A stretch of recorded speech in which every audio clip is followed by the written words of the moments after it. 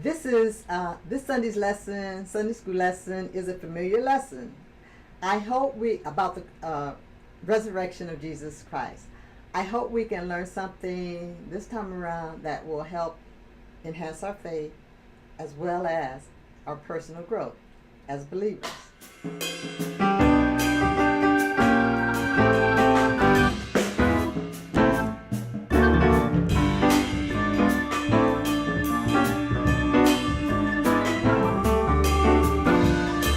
Action.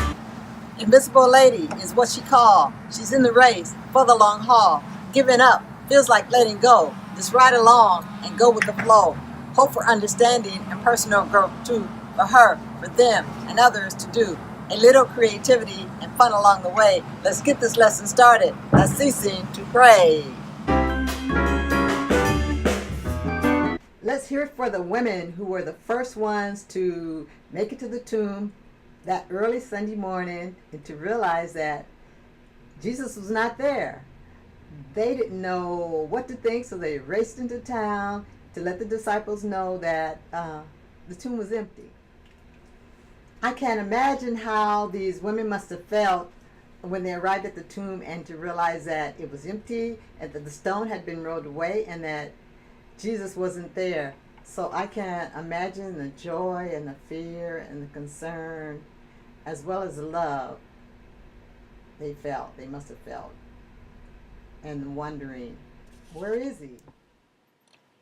Meanwhile, the chief priests and elders devised a plan to bribe the guards who watched Jesus' tomb about what had happened to his body.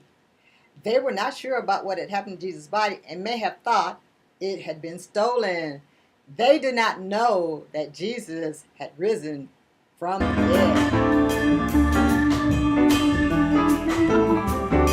Jesus has spoken to his disciples many times about him having to leave and return to the Father, and that they were to carry out the spreading the word and the healing of sicknesses and diseases, and just helping people as Jesus set an example for them to do. And he also, I don't know if they understood that he had to carry out this unavoidable act of being crucified and being resurrected for the love of all humanity. He was being obedient to his Father's will, even though he may have felt that he didn't want to do it. He knew what his purpose was and what his mission was and why he came to earth in the first place as an example for us. So it's not like he would just leave the word for us, but he came as a human to experience and to show us that it's doable to live a life of integrity and to live a life of love and to live a life of service.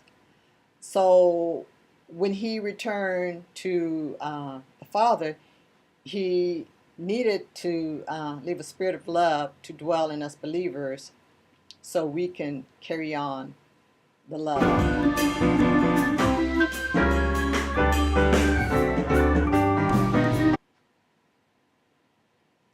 What can we learn from this familiar lesson this time around that can be of significance to our personal and spiritual growth?